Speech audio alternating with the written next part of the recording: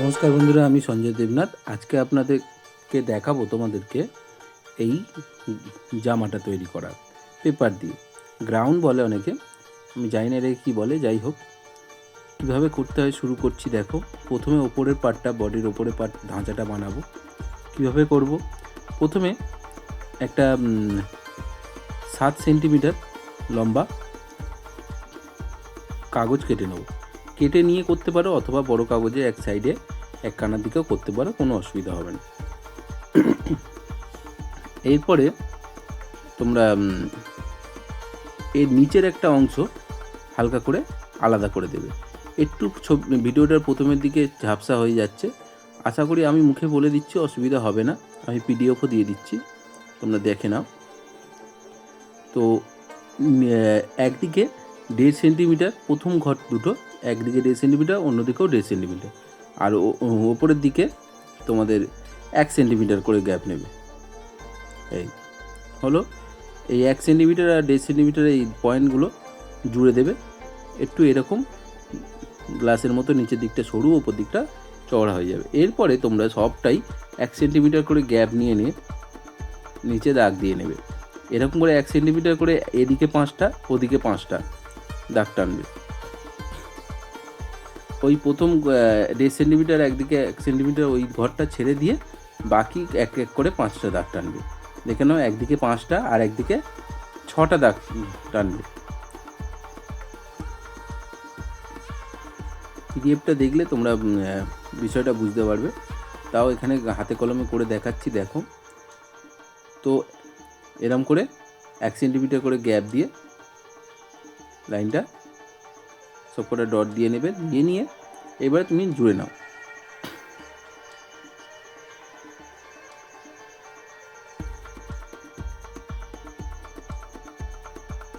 তো পেপারটা ivory paper use করবে তোমরা সবাই। বেস পেপারটার জন্য আইভরি পেপার ইউজ করবে, আইভরি বেস্ট হয়। তো যদি মনে হয় যে না, আইভরি পাচ্ছি না, তাহলে তোমরা মাউন্ট বোর্ডও ইউজ করতে পারো। মাউন্ট বোর্ডও মোটামুটি মোটাই হয়। তো মিডিলের এই দাগগুলো শুধু বোলাতে হবে, এগুলো কাটবে না, যেগুলোতে ডবল করে দাগ দিচ্ছি। আর এর আউটলাইনটা আমরা কেটে নেব। তো কাটাটা দেখাচ্ছি, দেখো।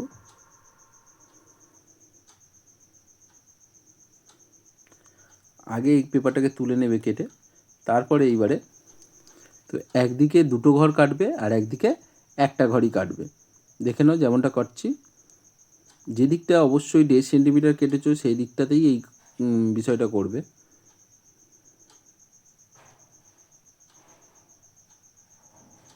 এদিকটাতে 2টো ঘর কাটবে।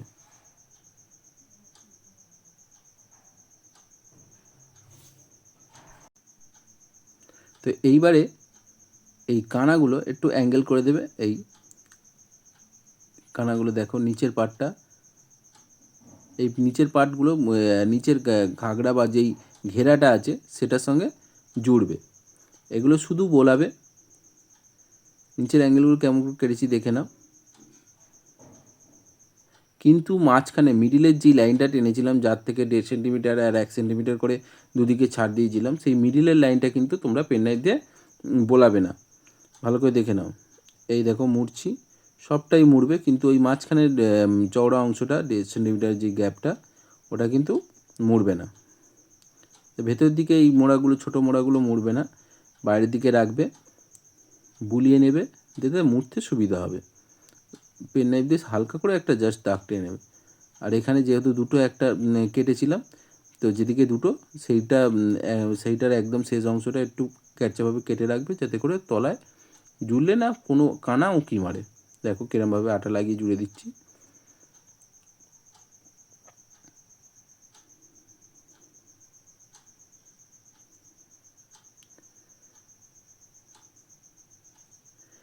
এই মোটামুটি হয়ে গেল। তো এরপরে আমরা নিচের পার্টটা করব। এই মোটামুটি হয়ে গেল। এর ফিতে দুদিকে জামার ফিতে টাইপের করব। আর সামনের বুকের সামনের অংশটা একটু উঁচু রাখতে হবে, যাতে জামার শেপটা আসে। দেখো কিভাবে করতে হবে। প্রথমে একটা চৌকো মোটামুটি যত বড় গোলটা করতে চাও তত বড় সামনেটা একটা গোল কেটে নেবে এরমভাবে। গোল কেটে নেওয়ার পর মাঝখানে কেন্দ্রবিন্দু অবধি দাগটা টেনে কেটে নেবে। এই যে দেখো তোমায় দেখাচ্ছি। তো এরম করে আগে কেটে নাও ভালো করে গোল করে।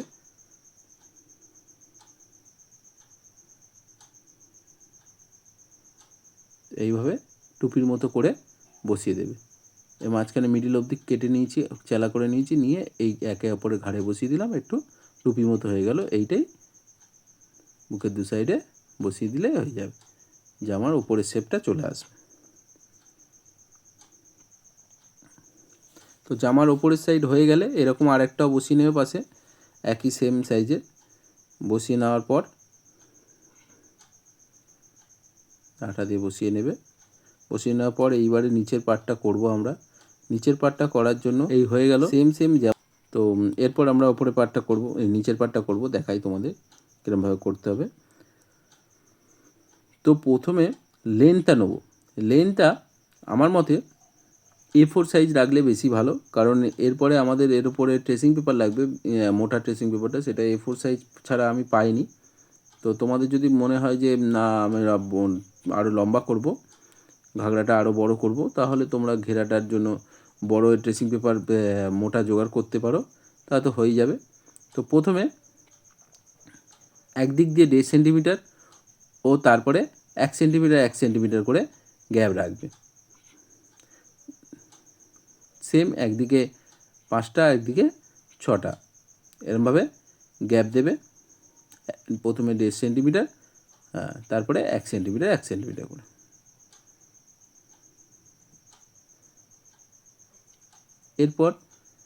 এরপর ওই যে বললাম A4 সাইজ লেন্থটা নিতে পারো, যে কত লেন্থ করবে সেই অনুযায়ী দেখো, এরমভাবে দেখে নিলাম যে এই সাইজ লেন্থে করব। তো এইবারেও সেম এখানে কিন্তু আমরা প্রথমটা 3.5 সেন্টিমিটার নিলাম, তারপরে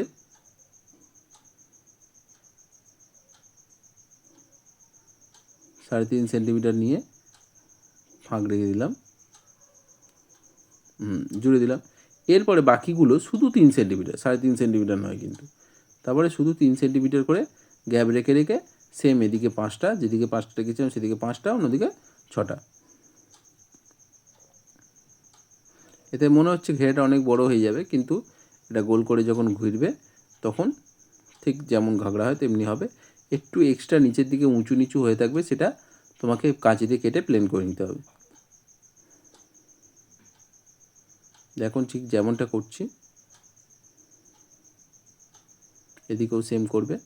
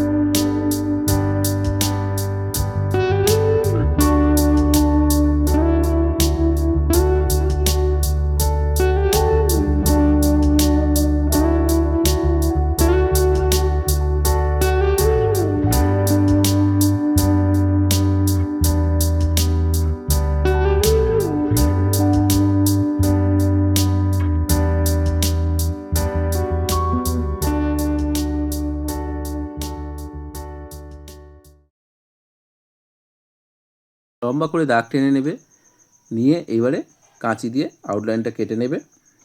কেটে নেওয়ার পর দাগগুলো পেন নাইফ দিয়ে হালকা করে বুলিয়ে দেবে, দিয়ে আঠা দিয়ে জুড়ে দিলেই হয়ে যাবে। দেখো কীরকমভাবে করছি।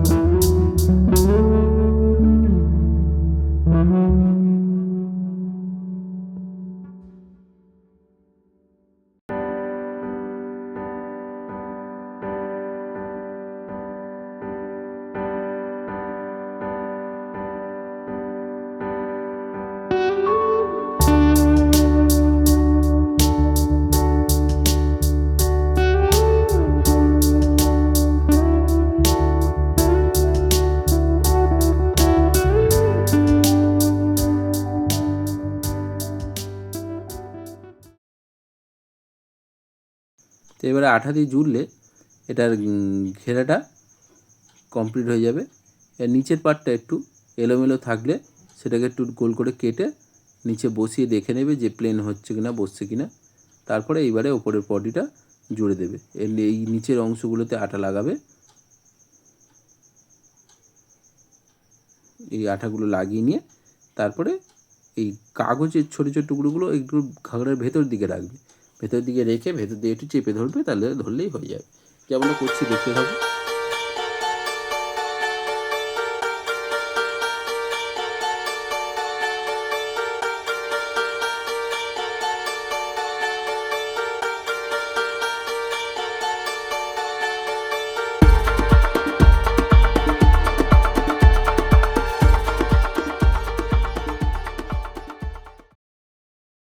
একটু ক্যামেরার পজিশানটার জন্য অসুবিধা হতে পারে, তো আমি পরের বার দিয়ে খেয়াল রাখবো। তো তোমরা দেখো, কোনো অসুবিধা হলে তোমরা আমায় কমেন্টে জিজ্ঞেস করতে পারো, অসুবিধা নেই। এই হলো আমাদের মোটামুটি ধাঁচা, জামার ধাঁচা।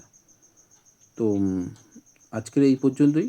এর মধ্যে আমরা একটু ক্রিপ পেপার লাগিয়ে দেখাচ্ছি, আর বাকি অংশটা আমরা করে নেবো। এটা যদি বেশি লম্বা মনে হয় তোমরা একটু কেটে নিতে পারো, যদি মনে হয়। আমার একটু লম্বা মনে হচ্ছে তাই আমি একটু কেটে ছোটো করে নিচ্ছি। তো এই রইল কমপ্লিট, মানে স্ট্রাকচারটা দাঁড়িয়ে গেল। এরপরে আমরা বিভিন্ন রকম ঘেরাটাতে কাগজ দিয়ে আঠা লাগিয়ে জুড়বো। প্রথমে আমরা একটু কাপড়ের উপর কাপড়ের মতো ফিল দেওয়ার জন্য ক্রিপ পেপার দেবো। এটাকে বলে ক্রিপ পেপার। এটা তোমরা দোকানে, বই খাতার দোকানে পেয়ে যাবে। তো সাদা ইউজ করলে, সাদা যেহেতু সুবিধা হবে, সাদাই সমস্ত কাগজ, নাহলে তোমাকে আলাদা আলাদা করে প্রতিটা কাগজ রঙ করতে হবে। তবে ক্রিপ পেপার অন্য কালারে পাওয়া যায়, তোমরা ক্রিপ পেপারটা কালারিং পেয়ে যাবে। কিন্তু বাকি যে সমস্ত পেপার ইউজ করেছি, বাটার পেপার আর পেপার, ট্রেসিং পেপার, সেই সমস্ত কিন্তু সব কালারিং করে নিতে হবে।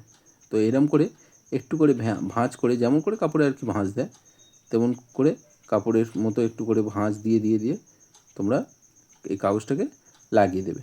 দেখো যেমনটা করছি।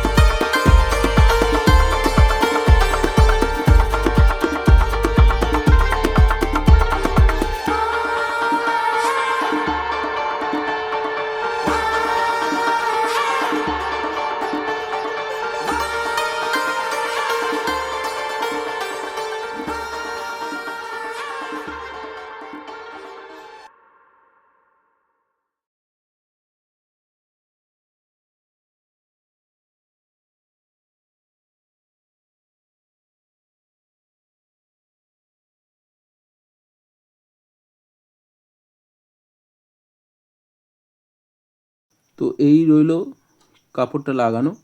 দেখো এর ঘাগরাটা সুন্দর করে হয়ে গেল।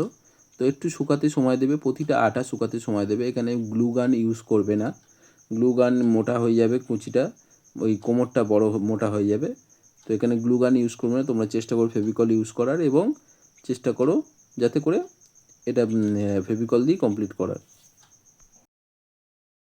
বাকি অংশটা আমরা পরের পার্টে দেখাবো। তো এরপরে পার্টটা তোমরা লিঙ্কে পেয়ে যাবে, দেখে নাও। আর আশা করি ভালো লেগেছে বন্ধুরা, কেমন লেগেছে জানিও, এবং নতুনরা অবশ্যই সাবস্ক্রাইব করো।